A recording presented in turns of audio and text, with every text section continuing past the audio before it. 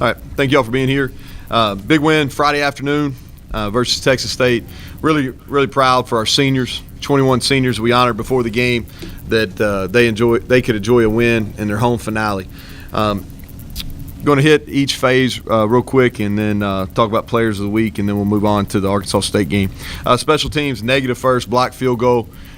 Disappointing there in the first half. The positives are we continued to Marcus on kickoff return continues to do a good job. I think we have one of the best return units in the country right now, led by Cornelius Williams. Our punt protection was solid. Texas State had one of the best punt block teams coming into the game in our conference, and I thought we protected well. Had good op times. Had 2 solid punt returns by Sedarius Rookard, and Sumter continues to do a very good job. Defensively, negatives, we gave up too many explosive plays. A lot of those happened in the second half when we were playing some young guys, but still not acceptable. And then I thought that they had some success throwing the football on us in the second half and getting some yards that we hadn't been giving up. The positives, we forced 4 takeaways. We were much improved on third down. That was a point of emphasis during our bye week and then last week. And then we stopped the run, and that's been our focus all year, stopping the run. I thought we did that. I was really proud of defensively how we played to start the game, and we got ahead and we kept them behind. They had multiple 3-and-outs to start the game. Offensively, the negatives. 0 for 1 on fourth down. We had a missed assignment on fourth down. Thought we had a touchdown play. And then on third downs, we're 4 of 11. Now, several of those happened once the game was in hand, but we've got to be better on third down. And I didn't like the way we started the second half. The opening drive of the second half, we had to punt. The positives, we averaged 9.7 yards per play, multiple explosive plays. We had a fast start, 0 turnovers. Best our receivers have played all year. Players of the week, special teams, player of the week, had 2 tackles on kickoff, great effort. Had a really high grade on punt return as well, and this guy has played a lot on defense in the second half. Darius Wesley is a special teams player of the week, and he's got a bright future. Defensively, really could have given to this guy in the win over Coastal. Came up with 2 tackles for loss, had 2 half sacks, 1 pressure, and blocked a PAT. So Marcus Webb, and he's a guy that we're really excited about. He's a sophomore and continues to get better. Offensively, multiple guys could have won this award. Brandon, obviously, with the way he finished, but a guy that's been workmanlike all year and played through some injuries, had 4 receptions for 97 yards, had the play that got us going. The first big pass play of the day, and that was Emmanuel Thompson. Offensive lineman of the week was Deontay Crumity. Played his best game, 0 MAs, communicated well, was our most productive and our highest graded offensive lineman in that game.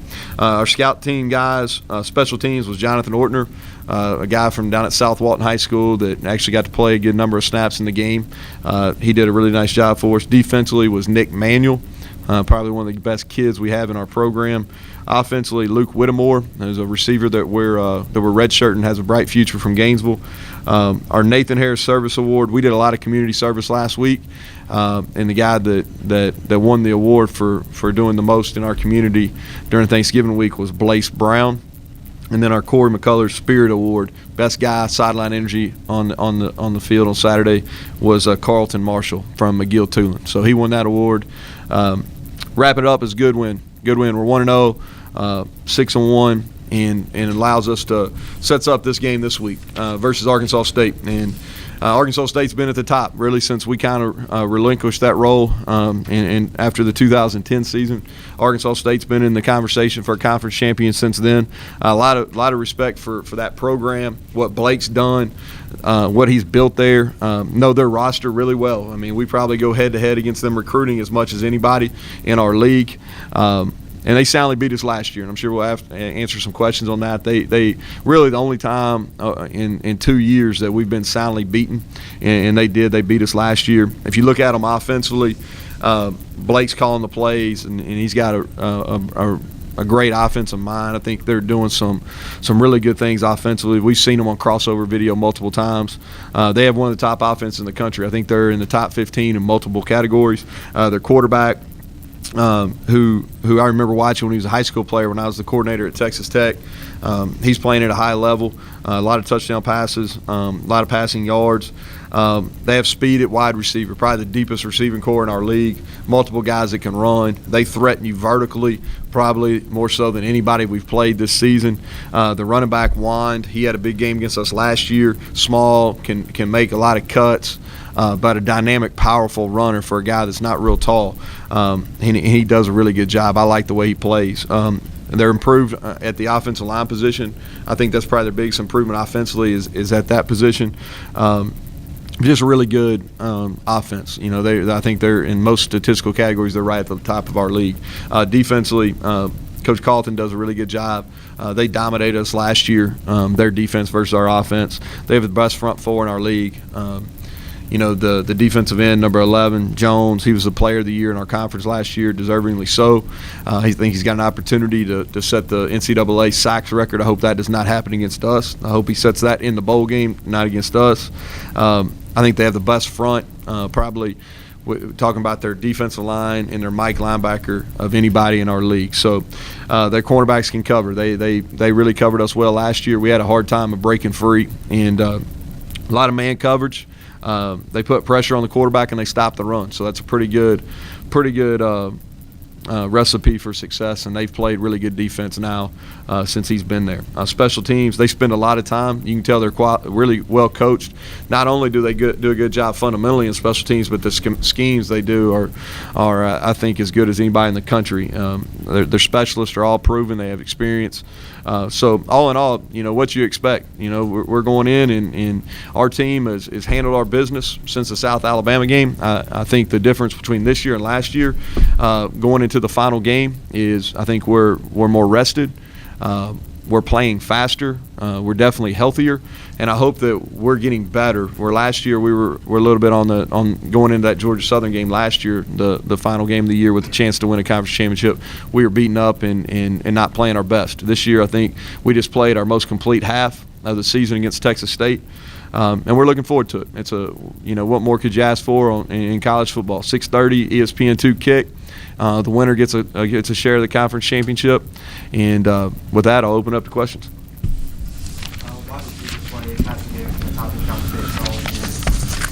It looks like it's it kicks back in gear. If so, when did that happen?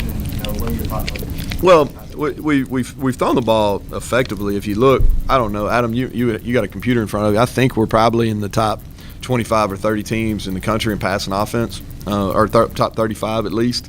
We haven't caught the ball as well as we'd like early in the season. I thought we made a lot of competitive pass plays, as far as competitive catches in the game on Saturday. And if you go back to Coastal, we did as well. So I think we're playing better. Brandon's really played well. I said this I think he's played well since Boise.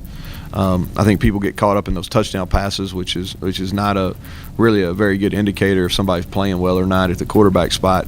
But we're definitely sharper, than we were early in the season. I think there's still room for improvement as well. You mentioned last year's game. These are two completely different teams now, last year to this year. Do you use that game kind of as a teaching tool for the team heading into this week? The only two things that I'll bring up as you learn your football team as you move through the year. Last year's team was really motivated by this redemption road of earning back the respect of the losses we had a year ago.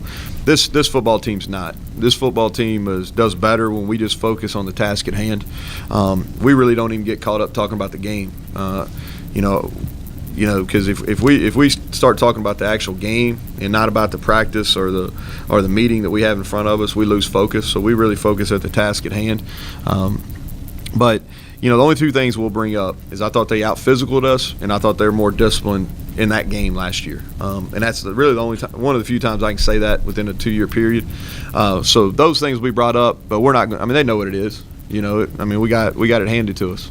Last year on national television. I think they know that. I think there's we've got a lot of guys returning. They've got a lot of guys returning. Next. You've been around championship teams a bunch of times. What are some characteristics, I guess, that you see in this team that you've seen in some of those? Mm-hmm. I think this team is the chemistry on and off the field is something that's continued to improve. I think if you look at And this is probably more of a characteristic of a championship program more than a team. And I think that's the important piece, and it shouldn't be lost. We're in year 2 of competing for a championship. Now we've got to get over the hump and win that conference championship. But I think that's of a championship program is really good chemistry. I think there's alignment, from our from our school administration to our athletic administration, to our coaching staff, then from our leadership and our football team. And if you just talk about on the field stuff, is we're playing defense at a high level. I think that we're really solid in the 4 core units on special teams, and we've been able to run the ball. So I think those, if you look on the field, I think we check all those boxes.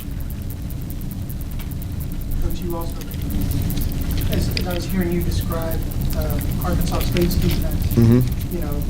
They get after you, they make plays, and they stop the run. Yeah. That sounds kind of familiar because that's what we've been looking at from your podcast. Yeah, I think there's a lot of similarities in a lot of ways between the two teams. And schematically what they do defensively is different than what we do defensively, but both have had similar results. And I think that where they have differentiated themselves, and one of the main reasons, or one of the reasons, there's several, but one of the reasons that they've been at the top of our league is the play of their defensive line. And when we went on our run, for 5 conference championships in a row, we had a lot of really good defensive linemen.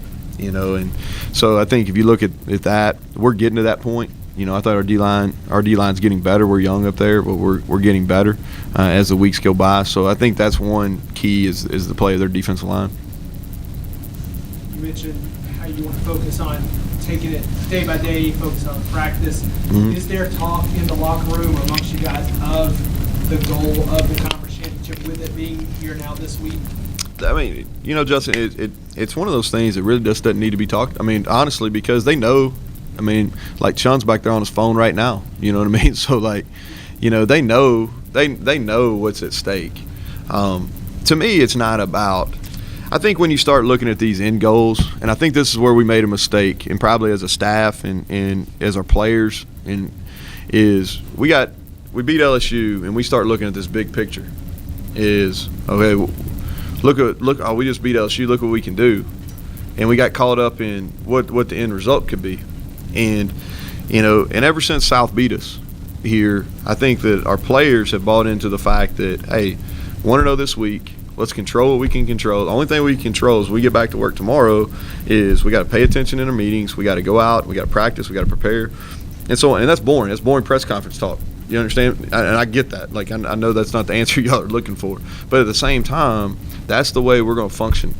And if our guys will buy into that, like they have the previous 5 weeks, if they'll buy into that, then we have an opportunity to on Saturday night to play at a high level. Now whether that's good enough or not, who knows? But if we do that, if we buy into preparing and practicing, then we'll play at a high level.